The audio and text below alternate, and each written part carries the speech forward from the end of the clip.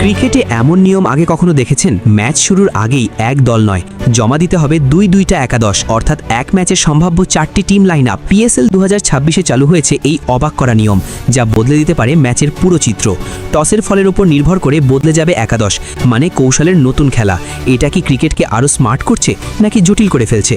চলুন জেনে নেই বিস্তারিত। পাকিস্তান সুপার লিগ 2026 শুরু হতেই আলোচনার কেন্দ্রবিন্দুতে উঠে এসেছে এক নতুন এবং ভিন্নধর্মী নিয়ম। এই নিয়ম ক্রিকেটের প্রচলিত ধারা থেকে একেবারেই আলাদা এবং অনেকের কাছেই এটি অদ্ভুত বলেই মনে হচ্ছে। এবারের পিএসএলে প্রতিটি দলকে ম্যাচ শুরুর আগে একটি নয় বরং দুটি করে প্লেয়িং একাদশ জমা দিতে হচ্ছে, অর্থাৎ একটি ম্যাচে দুই দল মিলিয়ে মোট 4টি সম্ভাব্য একাদশ প্রস্তুত থাকবে। নিয়ম অনুযায়ী টসের আগে প্রতিটি দল তাদের দুটি আলাদা একাদশ লিখিতভাবে ম্যাচ রেফারির কাছে জমা দেবে।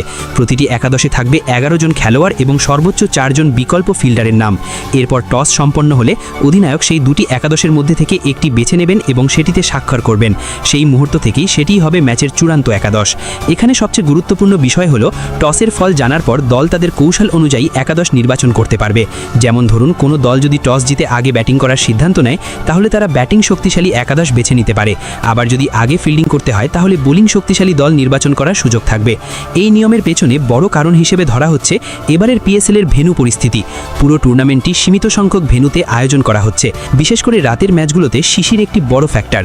দ্বিতীয় ইনিংসে বল ভিজে যাওয়ায় স্পিনারদের জন্য বল নিয়ন্ত্রণ করা কঠিন হয়ে পড়ে, ফলে যে দল পরে ব্যাটিং করে তারা অনেক সময় বাড়তি সুবিধা পেয়ে যায়।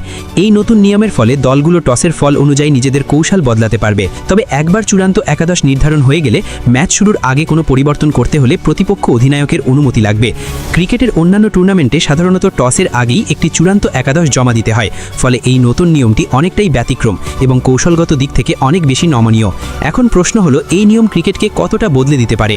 একদিকে এটি দলগুলোকে আরও কৌশলী করে তুলবে, কোচ ও অধিনায়কদের পরিকল্পনায় আসবে নতুন মাত্রা। ম্যাচের আগে শুধু একটি নয়, দুটি ভিন্ন কৌশল প্রস্তুত রাখতে হবে। অন্যদিকে অনেক সমর্থক মনে করছেন এই নিয়মটি খেলাটিকে কিছুটা জটিল করে তুলতে পারে, কারণ দর্শকদের জন্য একাধিক সম্ভাব্য একাদশ বোঝা সহজ নয়।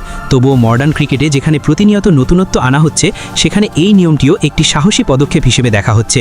সব মিলিয়ে বলা যায়, পিএসএল 2026 শুধু ম্যাচের উত্তেজনাই বাড়াচ্ছে না, বরং ক্রিকেটের কৌশলগত দিকেও বড় পরিবর্তনের ইঙ্গিত দিচ্ছে।